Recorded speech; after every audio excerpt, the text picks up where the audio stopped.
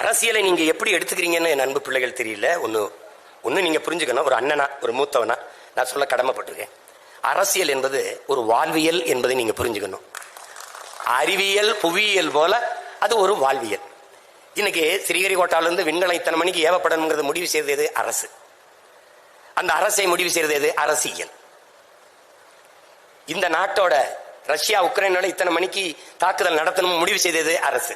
அந்த அரசை தீர்மானிச்சது எது? அரசியல்.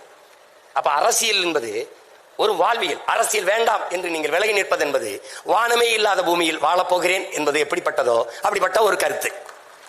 அண்ணல் காந்தியடிகள் அரசியல் என்ற எண்ணம் இல்லாதவன் மனிதனாகவே இருக்க முடியாதுன்ட்டார். மனிதனாகவே இருக்க முடியாது. லெனின் இன்னொரு மடி மேல போய் என்ன சொல்றார்? ஒவ்வொரு மனிதனின் ஒவ்வொரு வார்த்தையிலும் அரசியல் பிறக்குதுன்ட்டார். அது நல்லா கவனிச்சுக்கணும். பிளாட்டோ என்ன சொல்றான்? அரசியல் வேண்டாம் என்று நீ விலகி நிற்கலாம், ஆனால் அரசியல் உன்னை விட்டு ஒருபோதும் விலகாதுங்கிறான். அரிஸ்டாட்டில் என்ன சொல்றான்?